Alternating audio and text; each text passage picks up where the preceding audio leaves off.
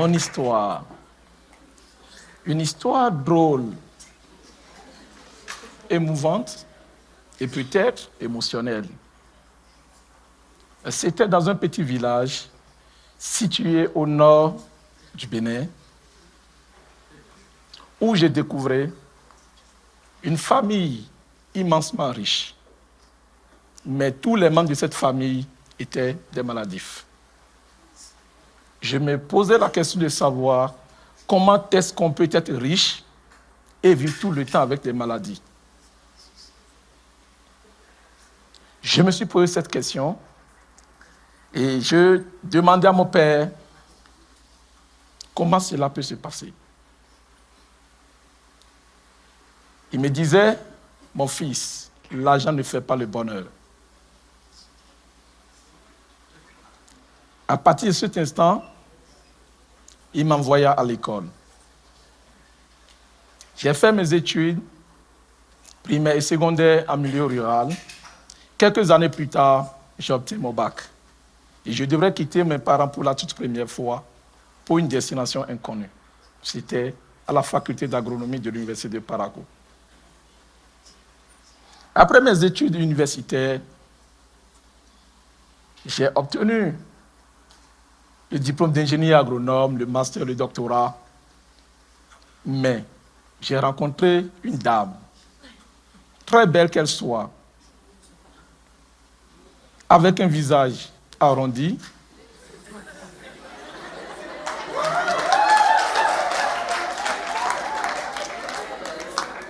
un teint bronzé. Je ne pouvais jamais imaginer que la mort pouvait emporter cette dame. Quelle était la cause? C'était le diabète et l'hypertension. Cet événement malheureux qui est survenu m'a rappelé l'histoire que mon père m'avait racontée en me disant « l'argent ne fait pas le bonheur ». Parce que cette belle dame, ses parents étaient immensement riches, mais eux tous étaient hypertendus, diabétiques. Je me posais la question de savoir, en tant que chercheur, qu'est-ce qu'il fallait faire. Mais en temps, j'ai eu un postdoc à l'Université catholique de Louvain, où j'étais quand Awad avait lancé son appel. J'ai postulé, comme tout individu, sans savoir réellement de quoi il s'agissait. Mais en temps, je suis rentré. Arrivé à l'aéroport, c'est mon oncle qui venait m'accueillir. Arrivé à l'hôtel, il me dit, « Oh frère, je ne sais pas comment faire. » J'ai dit, « Oncle, qu'est-ce que tu as ?» Il dit, « Je suis hyper tendu. »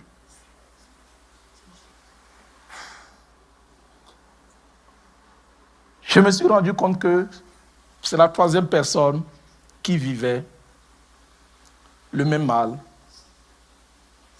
2 semaines plus tard, il venait chez moi à Parakou quand il a fait une crise sur la voie. Il décéda.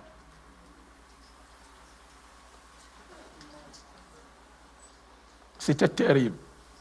C'était le seul oncle que j'avais en ville. Et quand je quitte mes parents, c'est chez lui seul que je me rendais en ville. Voilà qu'il est parti.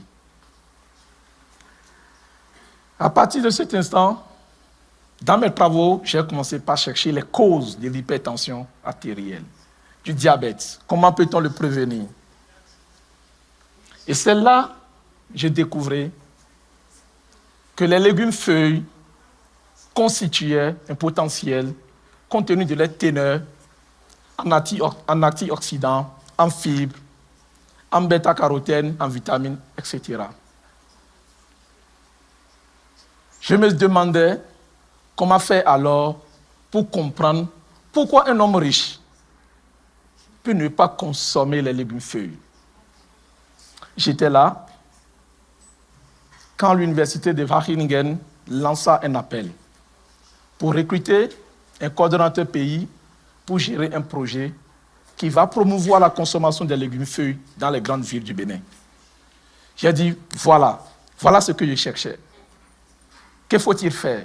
J'ai postulé, mais on m'a présélectionné, il fallait faire l'entretien en anglais. Voilà un autre défi, un autre challenge. Je me suis rappelé qu'en temps, Awad avait payé une formation en anglais pour nous. J'ai appelé mon coach pour dire, coach, tu m'excuses, je n'assistais pas aux formations, mais maintenant j'ai besoin de toi.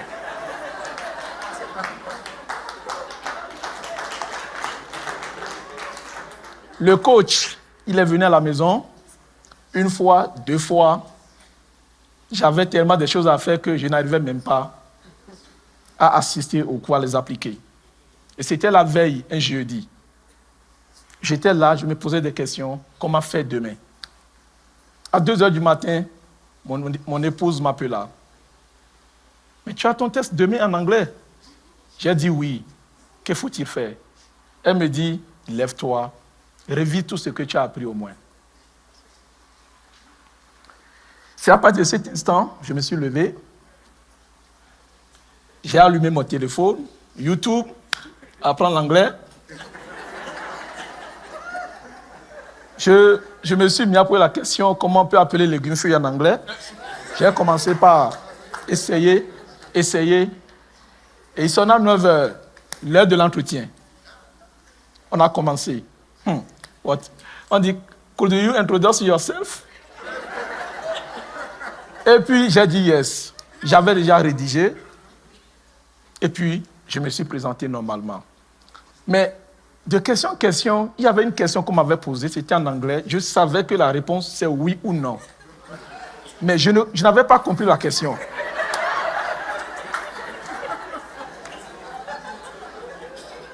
En ce moment-là, j'étais resté bouche bée. Je ne pouvais plus parler. Mon épouse avait observé ce silence. Elle est sortie de la chambre et m'a regardé. J'ai fait comme si je ne l'ai pas vu. Et la dame qui faisait l'entretien avec moi, c'était Irène, de l'Université Wageningen. Elle-même, elle dit no, j'ai dit yes.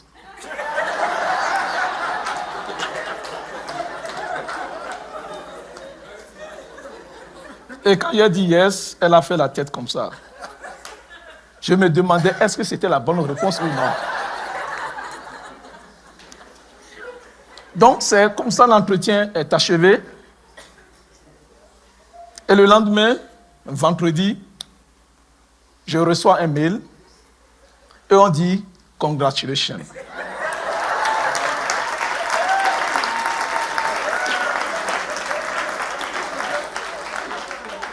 J'étais super content et j'ai dit à mon épouse, je maîtrise l'anglais.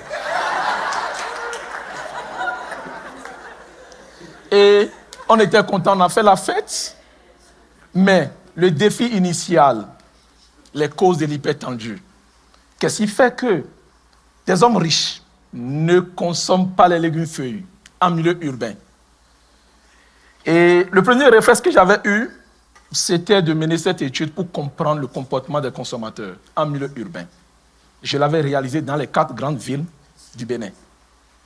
À la fin de cette étude, j'ai découvert que les pauvres, c'était les pauvres qui consommaient vraiment les légumes feuilles, mais pour les riches, les autres, c'est la viande, les pizzas, les hamburgers, le riz, etc., etc.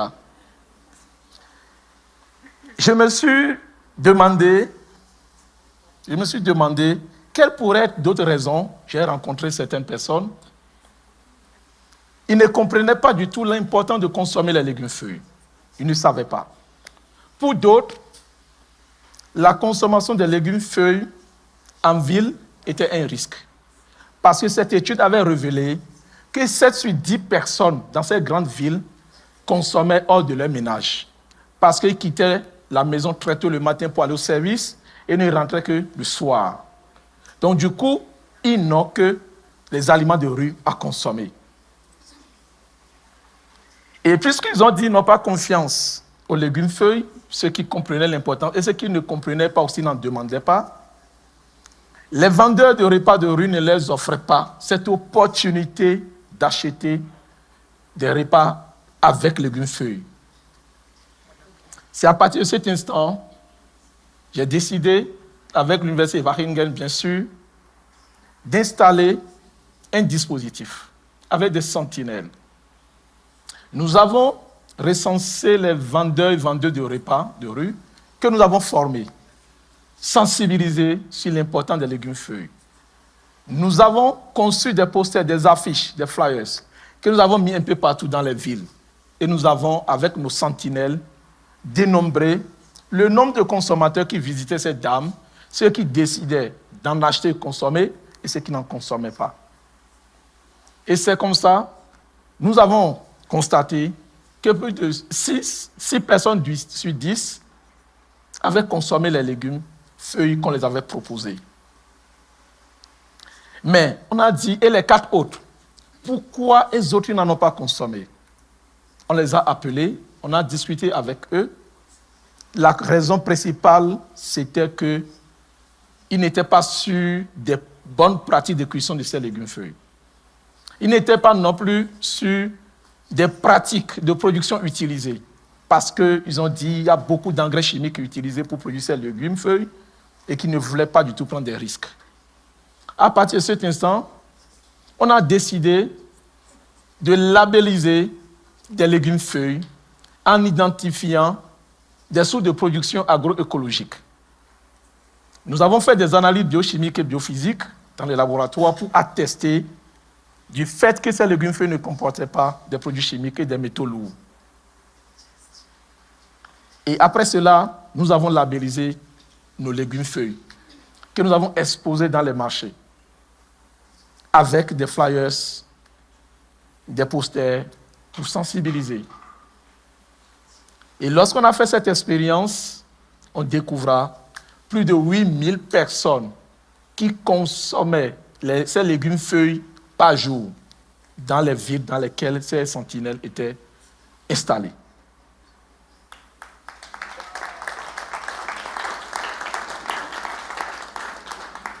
À partir de cet instant, on s'est dit, OK, voilà ce que nous avons obtenu, qu'est-ce qu'il faut faire? Il faut maintenant passer à la mise à échelle. C'est comme ça que j'ai décidé d'étendre l'intervention dans d'autres villes et je vous assure, à partir d'aujourd'hui, nous avons plus de 20 000 consommateurs de légumes feuilles dans les grandes villes du Bénin. Alors, qu'est-ce qu'il faut retenir de cette histoire? Nous, les chercheurs, riches ou pauvres, à des moments donnés, il y a des sujets, des problématiques qui nous échappent. Il est très important pour nous de sortir des théories pour des pratiques. Nous sommes appelés et interpellés à sensibiliser nous-mêmes, nos familles et également ceux qui nous entourent pour une alimentation saine, équilibrée et diversifiée. Je vous remercie.